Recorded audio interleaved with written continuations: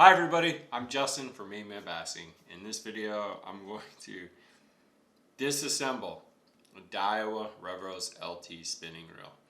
I know, crazy here on Friday night in Western Maine.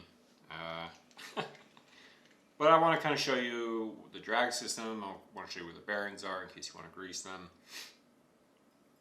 And I know what I'm doing is there's just one part I can't get to inside the gear housing that I can't really disassemble, but other than that, I can strip it all down, show you what it looks like on the inside. If you're new to the channel, I do product reviews, fishing adventures, and how-to videos that all revolve around bass fishing in the Northeast. If you're into fishing, I'd love to have you as a sub, so hit that subscribe button. Also, if you want to own Daiwa Revros, which I highly recommend as like an entry-level spinning reel, I think it's one of the best, cheaper spinning reels that you can get. There'll be product links in the description box below. You can click the links and take it from there. Let me change camera angles and we'll disassemble the Daiwa Revros. Thanks.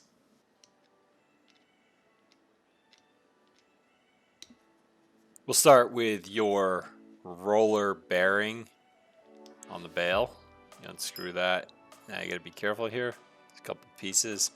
It's a quality roller bearing, man. Like the actual bearing itself is plastic, but it's housed in pieces of metal, so it's gonna spin really well. It kind of separates, like the Revros is a low-end model that is in a league of its own amongst low-end models, and a lot of that has to do with that roller bearing. It's a real quality roller bearing. Your line won't get snagged. All right, next on the bail. I don't play with this unless if I have to, because it's spring loaded, and anytime that's just the bail engage mechanism, and I don't play with that unless if I really have to. Like anytime you have to deal with a spring, like I don't I don't take those apart unless if I have to.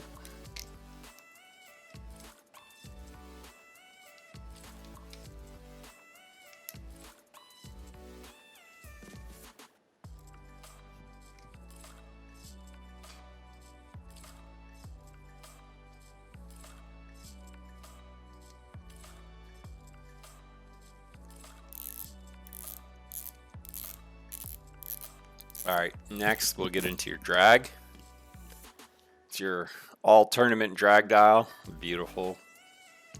Low pressure drag dial.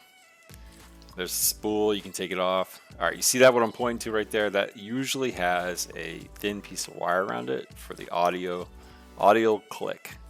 And there my drag pin just shot across the room.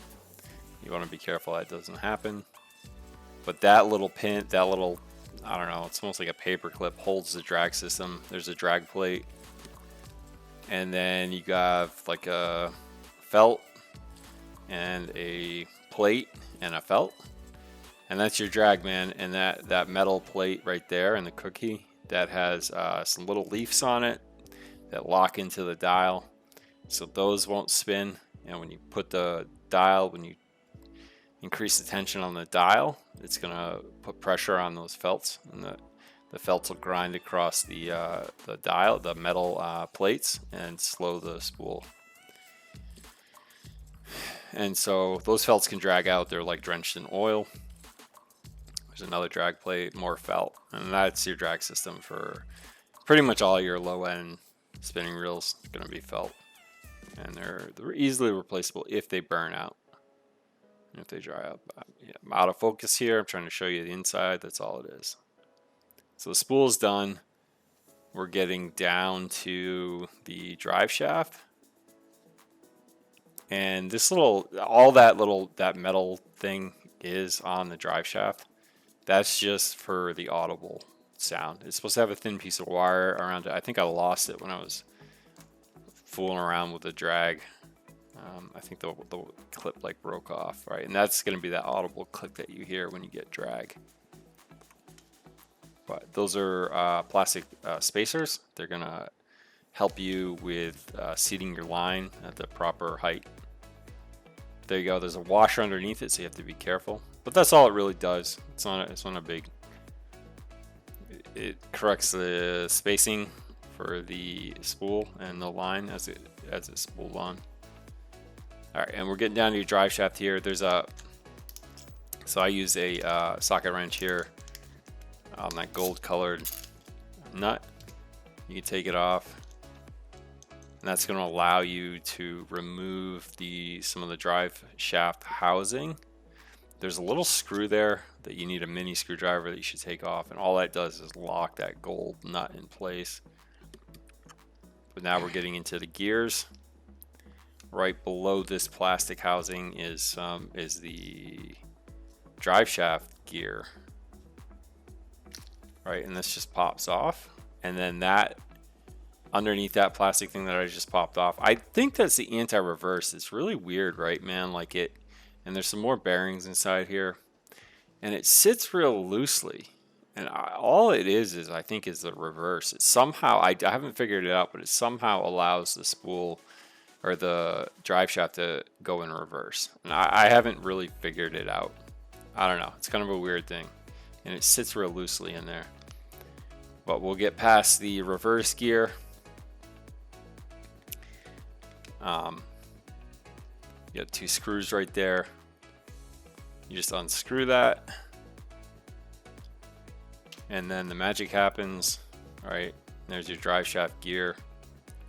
Looks like brass. There's a washer on the bottom end, as well as, so that's what holds it in place. And then you got some washers. You want to grease these washers. Probably want to paint them with grease. I don't think oils, you know, I think you want to paint those with grease. You want those lubed up real well.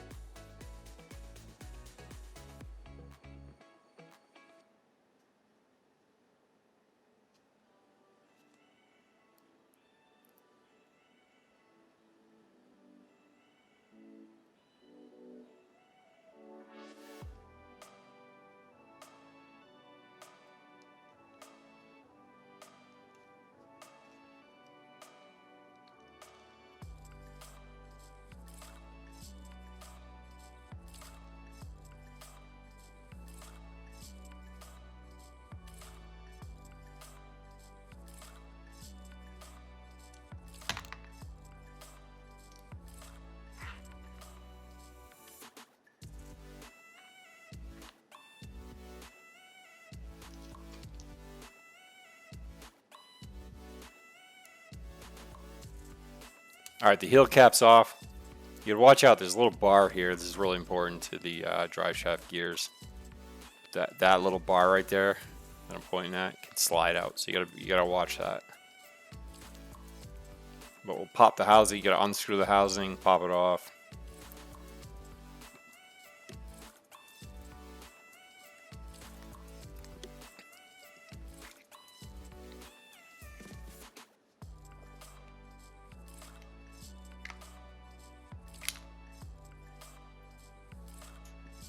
There's the main pinion gear. Watch these bars, they'll slide out, man. You gotta watch out. There they go.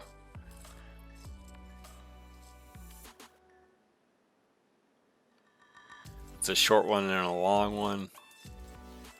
All right, now the drive shaft. See, as I push it and pull the drive shaft, there's a little knob underneath the drive. So it's okay. So these are bearings. You want to grease these. You want to paint these with marine grease. Those are really important. And then I don't know how well you can see. I don't know if I give you a good shot. I'm trying to pull this pinion gear off, and I just can't get it off for the life of me. I'm afraid I'll break it if I try to pull it out. But there's a little knob right there, right where I'm pointing to right now. That little knob. You have to take the drive shaft, and see that knob right there? You have to take the drive shaft and sit it over it, and there's a little nook inside of it, and then press it down, right? So you have to do that and then put your bars in. Put your bars back in. You start with the longer bar because there's a slot it can fit into, and it'll sit in. All right, and then you can put your short bar in.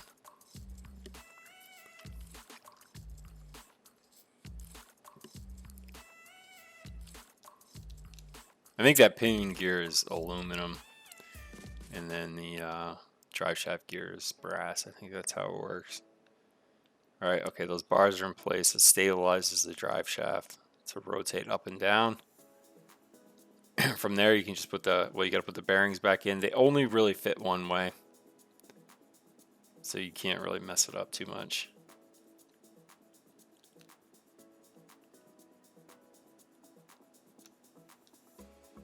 They'll just, when you have it right, they'll just sit right down. You pop your housing back on. Make sure you screw the housing back on before you put the heel cap on.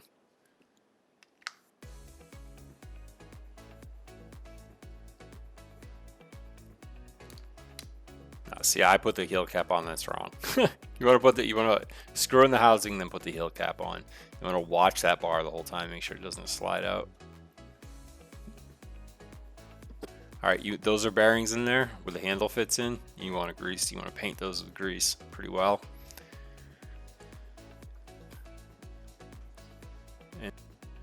All right, so now, all right, so see, you have to seat those bearings that are around the drive shaft gear down with your screwdriver. They'll sit nice. That'll allow you to screw it in properly, nice and tight, so it ain't going nowhere.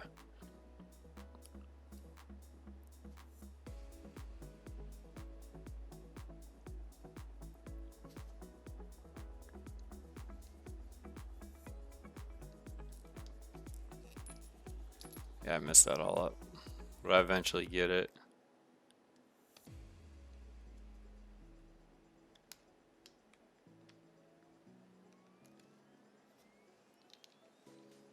All right, still no anti-reverse though. Like, it'll go backwards and forwards. It'll go reverse and forward.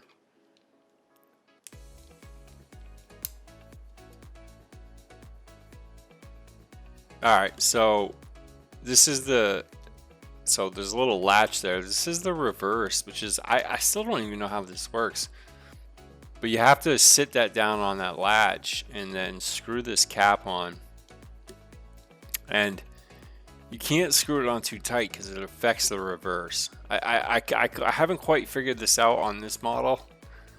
You know, on these models, these type of anti-reverses. Like, I don't understand it, but it was too tight, so I loosened it a little bit. Like here, I like cramped it down, right? And then I checked the anti-reverse, the reverse gear, and it didn't feel right. Like, it was too stiff. So I ended up loosening it, and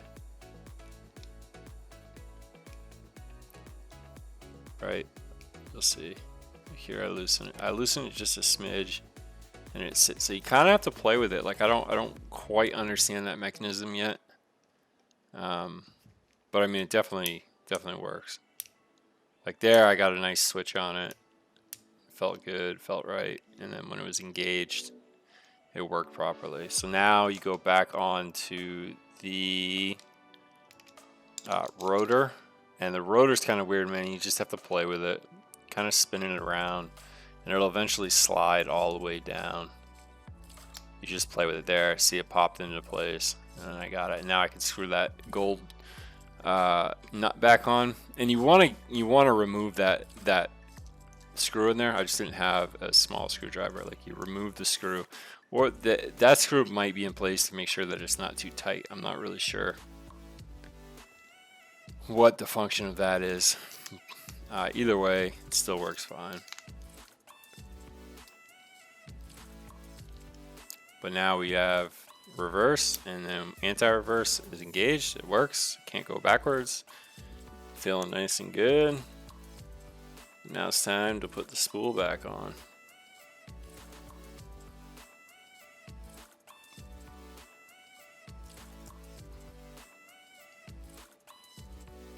You start with your washer, spacer washer, and then you put the audio platform on. I'm not really sure what that's called.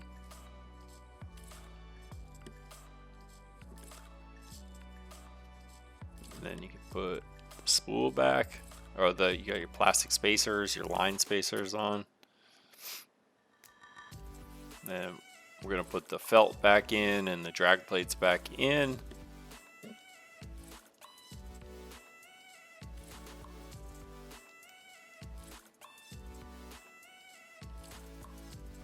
There's the cookie, and you can see I'm trying to get in focus here.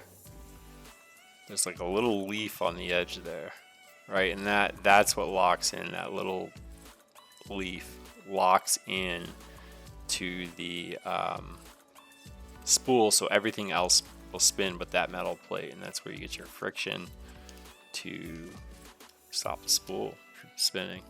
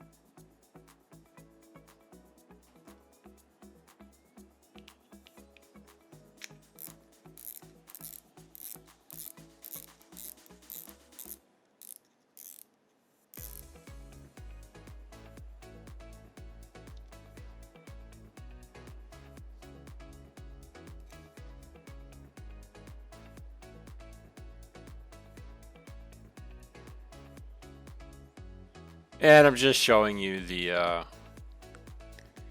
roller bearing. You want to probably paint that up with grease, because if you put oil on that, it'll run all over your line. So you just paint that middle bearing there with grease. And you just put the screw through it and then attach the bail.